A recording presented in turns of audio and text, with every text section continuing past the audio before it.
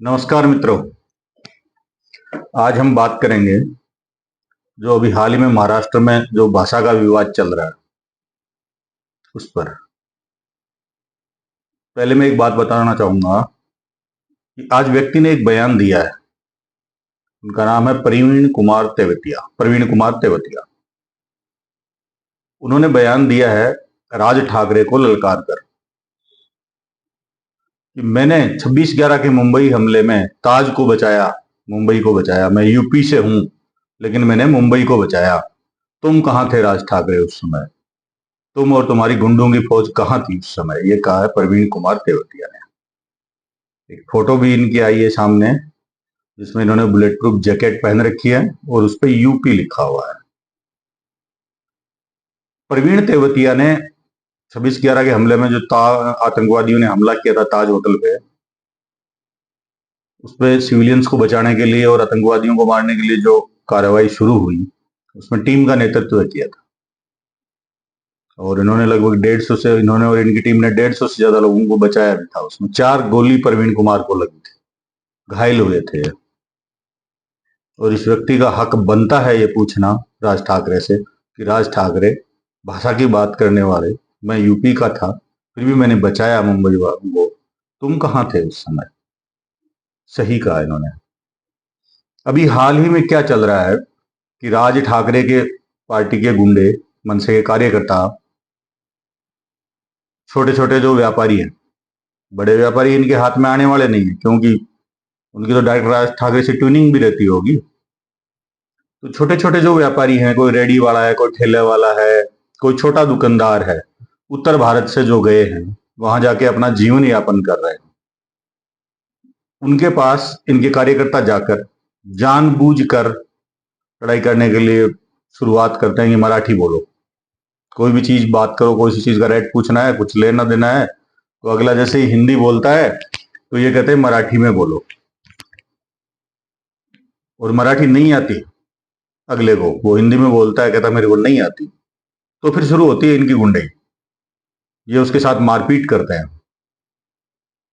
Video बनाते हैं, उसका वायरल करते हैं, उसको मारते हुए। उसको कार्यालयों में लिया जाया जाता है, सांसद के सामने उसको मारपीट करके माफी मंगवाई जाती है। किस बात की माफी भाई? आप कौन सी भाषा की लड़ाई लड़ रहे हो? हिंदी भाषा के खिलाफ लड़ाई लड़ रहे हो।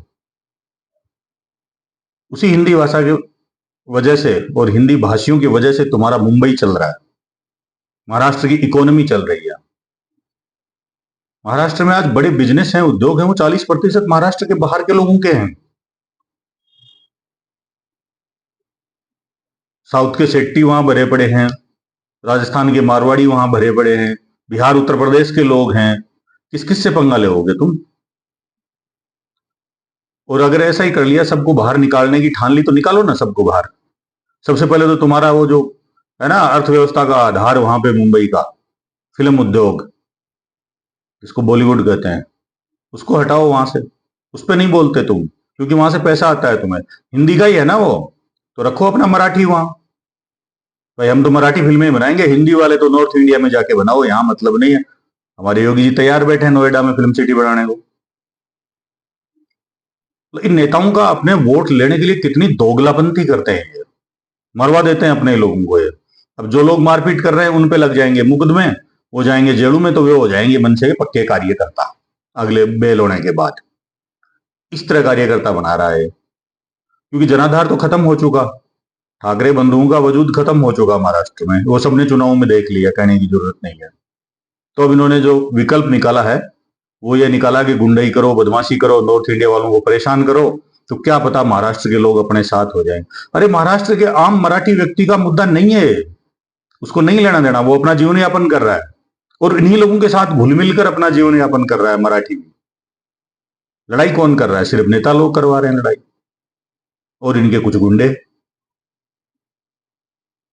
और इन नेताओं को भी पता है कि सब हिंदी भाषियों को महाराष्ट्र से हटा दिया तो महाराष्ट्र भूखे मरेगा, कोई रोजगार नहीं, कुछ नहीं, एकदम क्लीन स्वीप, भूखे मर जाएगा महाराष्ट्र। ये जो बंदी लेते हैं ना, उगाइगा करते हैं, वो किससे करेंगे फिर?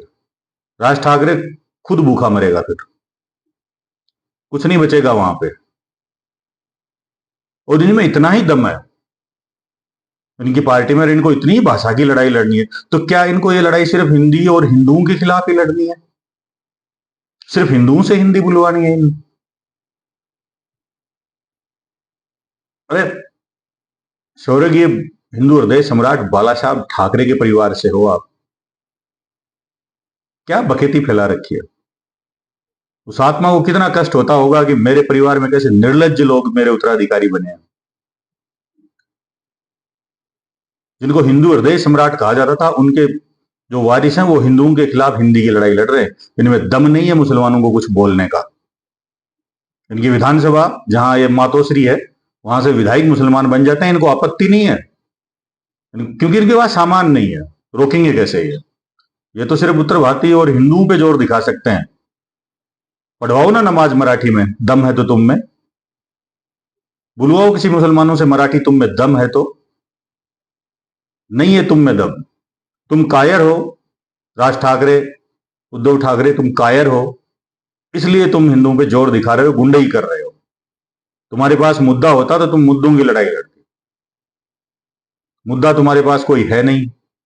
भाषा बस अब ये बचा है कि टुकड़े करो देश के, फिर से टुकड़े करो।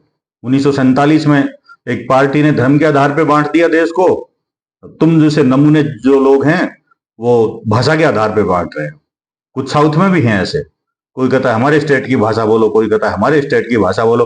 अरे राज ठाकरे, ये बताओ, अगर तू राजस्थान में आया तो राजस्थानी बोल लेगा क्या तू? मध्य प्रदेश में गया तो भोजपुरी बोल लेगा, बिहार में गया तो मैथिली बोल लेगा तू? जनता विरोध नहीं करेगी तुम्हारा? नॉर्थ इंडिया में आके तुम क्या करोगे फिर? कल जो तुम्हारी मीटिंग हुई है दोनों भाइयों के भरत मिलाप की, उसमें जो तुम्हारी प्रवक्ता थी वो खुद हिंदी में बोल रही थी। क्या किया तूने उसके साथ? कुछ नहीं हुआ तुमसे। तुम सिर्फ गरीब हिंदुओं पे जोर दिखा सकते हो। और जनता जाग गई तो लेने के देने पड़ जाएंगे तुम्हारे ठाकरे। जिन मराठी मानुसों की बात कर रहे हो ना, वो ही दौड़ा दौड़ा के करेंगे इलाज, क्योंकि उनका ही तो तुम वजूद खत्म करने का प्रयास कर रहे हो, उनके ही पेट पे लात मार रहे हो इनडायरेक्ट। आज जो रोजगार है वो अकेले महाराष्ट्र वालों की देन नहीं है, वहां पे 40% से 50% बाहर वालों की देन है। तो आधा महाराष्ट्र निकाल के देख लो क्या बचेगा फिर। राजनीति करो, मुद्दों की करो, अपने पार्टी की अच्छाइयां बताओ जनता में। क्यों तुम राजनीति करना चाहते हो ये बताओ। मतलब लड़ाई, गुंडई गुंडई गुंडई, ऐसे नहीं चलता। भाषा की लड़ाई के नाम पे तुम नहीं बांट पाओगे देश को। अब जनता सब समझती है।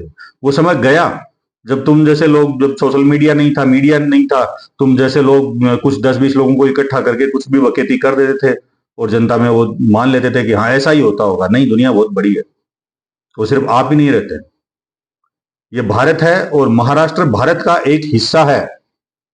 और प्रत्येक भारतवासी भारत में कहीं भी रह सकता है, कहीं भी अपना व्यापार कर सकता है बिना किसी बाध्यता के। जैसे तुम लोग नेता लोगों की सेटिंग रहती है, इसलिए तुम जैसे लोग बोलते रहते हैं, क्योंकि बीजेपी वाले देखते हैं इसके बोलने से अपने को फायदा होता है, तुम लोग देखते हो कि बीजेपी को नुकसान होता है। आपस में सेटिंग रहती है, जनता लड़ती रहती है, कार्यकर्ता तुम्हारे गुंडई करते रहते हैं। ये गलत तरीका है। भाषा के नाम पे ये नहीं चलेगा, बंद होना चाहिए। सरकार को भी सख्ती से ऐसे लोगों से निपटना चाहिए और ऐसे लोगों को आजीवन जेल में डालना चाहिए जो देश को बांटना चाहते हैं। जय श्री राम।